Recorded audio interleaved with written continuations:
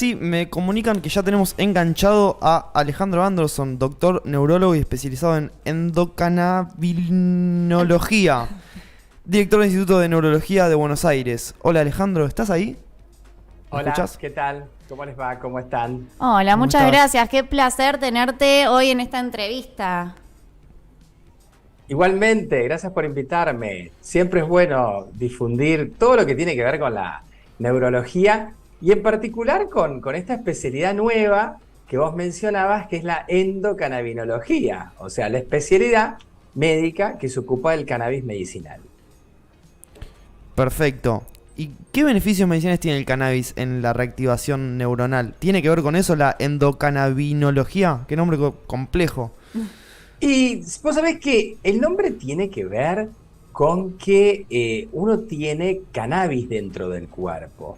Hay cannabis sintetizados por laboratorios, hay un montón de cannabinoides que tienen que ver con la planta de cannabis o la planta de marihuana, son los fitocannabinoides, pero también tenemos cannabinoides dentro de nuestro cuerpo, endocannabinoides. Por eso es el nombre de la especialidad.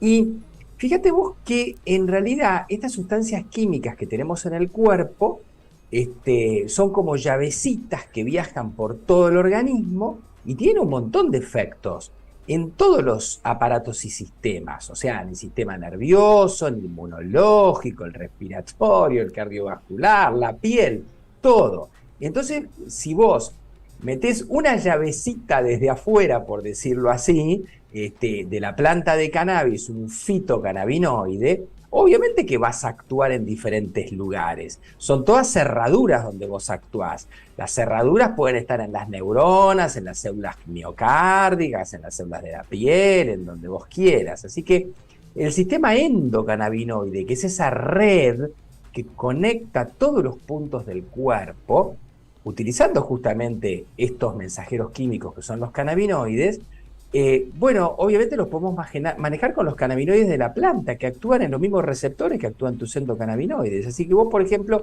tenés un paciente que tiene un cuadro de epilepsia, y esa epilepsia no la podés controlar, es refractaria. Entonces, como vos ya sabés que hay determinadas neuronas que segregan sustancias químicas muy estimulantes, muy excitatorias como el glutamato, y resulta que tenés la posibilidad de apagar o de inhibir ese glutamato estimulando un receptor que justo se engancha con un cannabinoide que es el CBD, que es el cannabidiol, a ese paciente le vas a dar un cannabis rico en CBD o cannabidiol y le vas a mejorar muchísimo la epilepsia refractaria. Pero vos podés actuar contra el dolor, contra el autismo, contra la espasticidad, podés mejorar los trastornos de sueño y no depender de las benzodiazepinas y no generar cuadros de adicción. Vos podés estabilizar a un paciente emocionalmente, porque yo soy neurólogo, pero en el mundo de la neuropsiquiatría hay un montón de indicaciones. También tenés otras cuestiones, dolores muy especiales, porque tenés el dolor oncológico. Los médicos paliativistas lo utilizan, en el Hospital Rofo se usa mucho.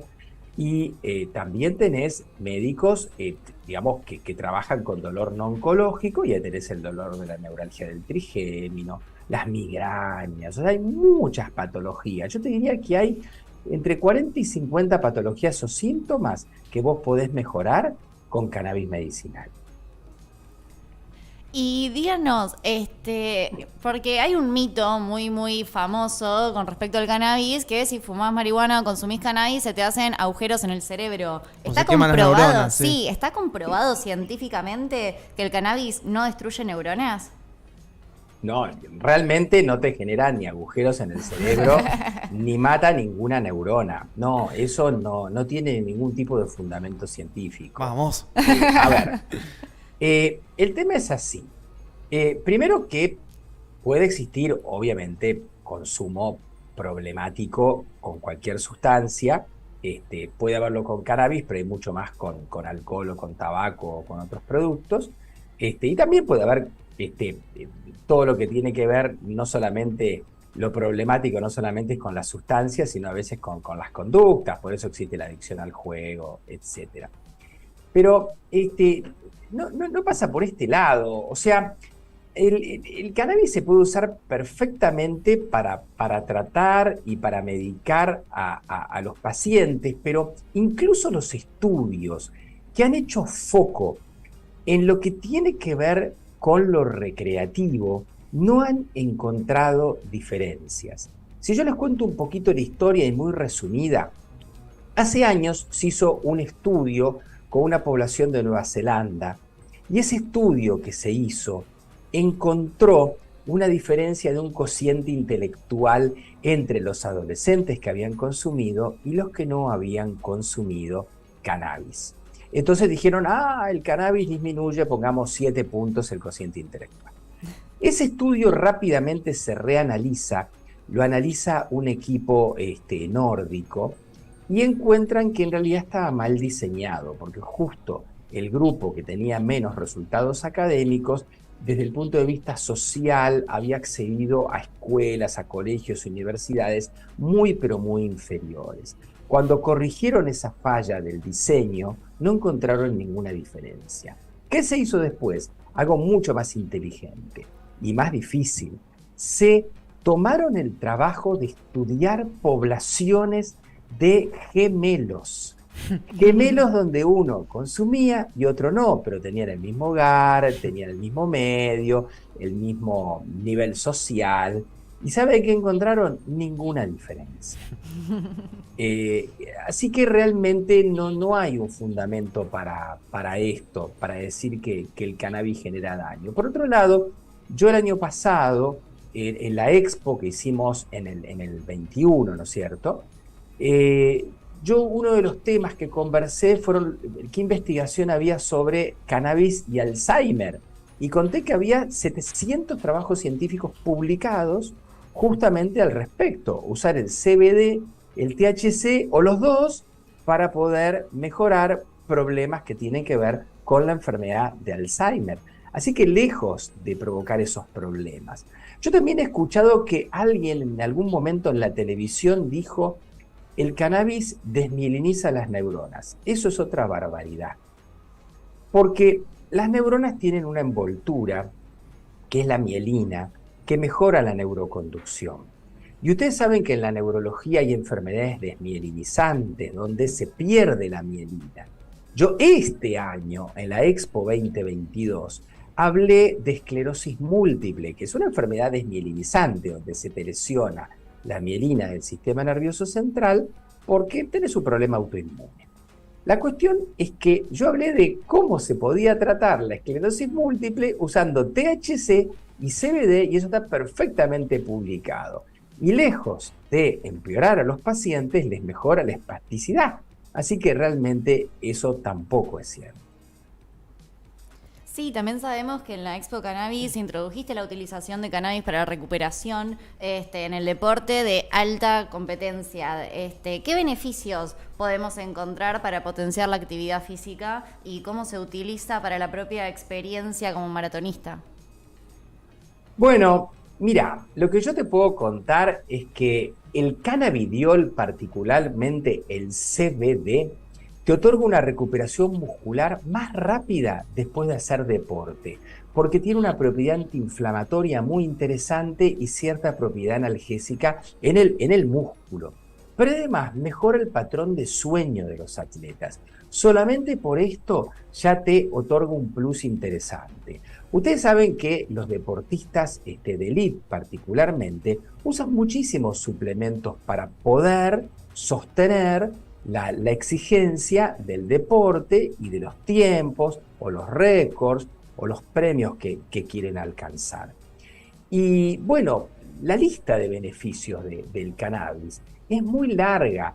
Te reduce el estrés, es un adaptógeno, protege el sistema nervioso central, te mejora el sueño, como les conté, relajación muscular, te baja la ansiedad, que eso es importante, reduce la oxidación y la inflamación, disminuye el dolor. Y lo bueno es que la UADA, que se ocupó del tema del dopaje a partir del 2004, para el 2018 tuvo que sacar el CBD de la lista, el cannabidiol, porque en realidad no es doping, no es algo que te estimula para que rindas más, te entrenás más cómodamente. pero no te estimula como para que batas un récord, no es que estás tomando un estimulante como se da con otros productos.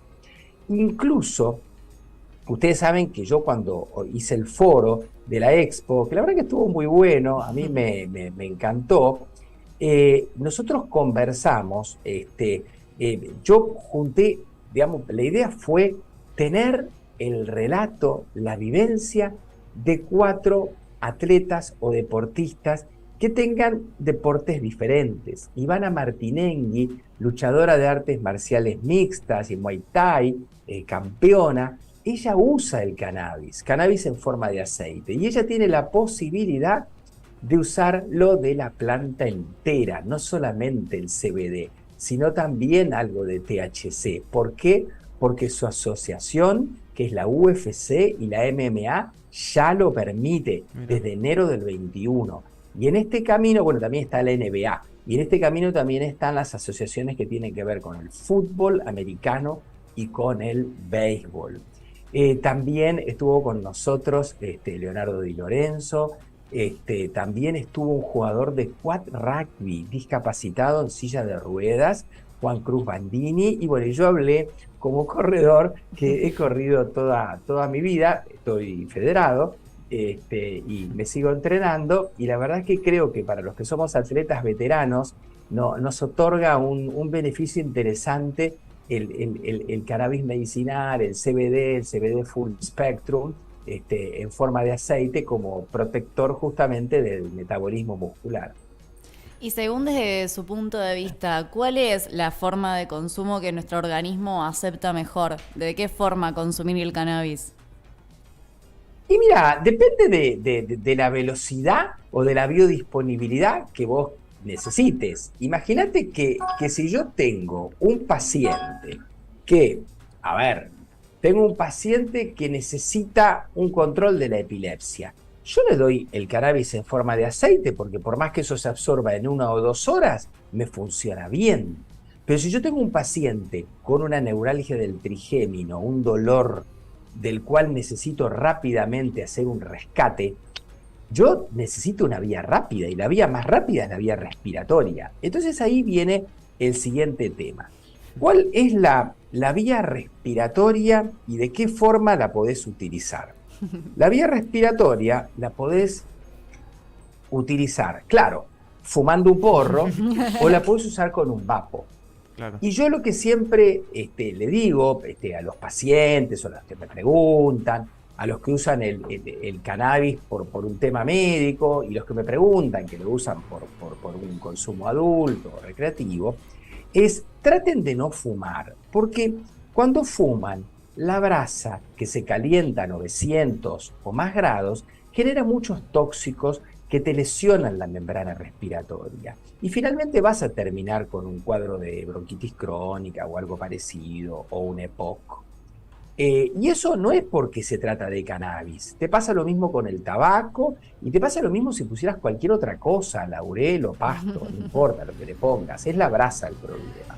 En cambio, cuando vos pones el producto, por ejemplo el cogollo picado o la resina, en una cámara de cerámica, de zirconio, de acero inoxidable, etcétera, de un vapo, y eso se calienta entre 160 y 200, 210 grados, no generás tóxicos, no generás esas sustancias que alteran la parte de la membrana pulmonar. Y eso es una vía sana y con indicación médica. Vos fíjate que hay vaporizadores que están autorizados por la FDA o que están autorizados por el equivalente europeo, por la EMEA, porque se utilizan desde el punto de vista médico. Así que bueno, la vía que elijas depende de la velocidad que vos necesites. Yo para esclerosis múltiple uso mucho un producto que es un spray. Lo apretás, abrís la boca, se proyecta en la mucosa de la boca y de la faringe, y se absorbe en 15 minutos y tiene más o menos el pico a los 50. Es un intermedio entre lo que sería vaporizar o fumar o lo que sería el aceite. Discúlpame, Alejandro, entonces podríamos decir que vaporizar tanto cannabis en hierba, en materia vegetal o extracciones, es más sano que fumarlo. Mi pregunta es, sí. ¿El rosin o la resina de la planta, o sea, de la manera que se extraiga, tiene más potencia, o sea, es un concentrado. O sea, ¿eso no tiene nada de malo? O sea, ¿estamos compensando la concentración, digamos, una potencia mayor con el vaporizado? ¿No pasa nada con que sea más potente, digamos? O sea, vos tenés vaporizadores que son para el producto botánico, para el cogollo, por ejemplo. Claro. Y tenés vaporizadores que en vez de ser herbales, digamos, son vaporizadores de resina. Sí, es cierto, son un poco más potentes, pero el tema de la temperatura lo podés regular en cualquiera de los dos y no te generan sustancias tóxicas. Después, cuando uno trabaja como médico, yo te cuento lo que yo hago en el cannabis medicinal, uno siempre está pensando los miligramos que le llegan de THC, de CBD, etcétera, o de los otros productos. Uno hace ese cálculo. Y sí, obviamente que vas a tener una cantidad mayor en la resina. Yo, desde el punto de vista médico, lo hago, lo mido a eso, o trato de preverlo. Y por otro lado, también tengan en cuenta que este mundo del cannabis medicinal va a seguir creciendo muchísimo. Estamos todo el tiempo hablando de THC y CBD, pero ¿saben? Hay 140 cannabinoides más, con un montón de propiedades antimicóticas, antibacterianas, para problemas urinarios, para problemas de la piel, etc. ¿Y cómo ve el mercado que está tan en expansión del mundo canábico? Y mirá, está en esa fase, en expansión, y para mí que va a seguir estándolo, por lo menos por los próximos 10 años seguro. En este momento ya tenés de los 200 países del planeta, la cuarta parte, con reglamentaciones más o menos avanzadas sobre cannabis medicinal. Perfecto, bueno, nos gustó muchísimo la entrevista, nos gustó mucho también su corbata. Gracias por hacerse el tiempo. Y bueno, quizás seguramente lo estaremos contactando más adelante. Y también nos quedamos con una duda. Bueno, usted ya comentó que consume el aceite Full Spectrum de CBD, pero queríamos saber por curiosidad si alguna vez había fumado. O probado de la forma de la extracción que sea el cannabis, que no sea en formato aceite. Sí, vos sabés que, mirá, la verdad que una sola vez en mi vida probé un producto que tenía THC y me acuerdo que me dio risa y nada, Pero vos sabés que yo no soy usuario, la verdad que no soy usuario, porque es tal cual lo que te estoy contando.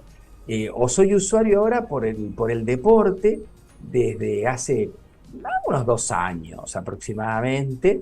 La verdad que es difícil mantener la actividad deportiva porque la biología te juega en contra.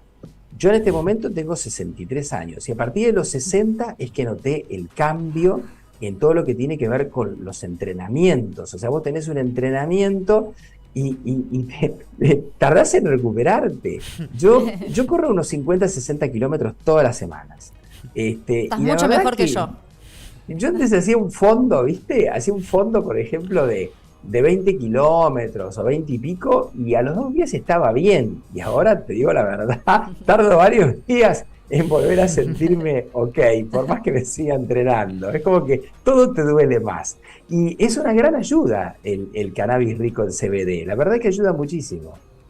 De hecho que cuando en el 2018 la WADA dijo que se podía tomar el CBD, o que mejor dicho, que si te lo dosaban no te iban a dejar afuera de la competencia, no te puedo explicar la cantidad de deportistas que blanquearon que ya lo consumían hacía rato.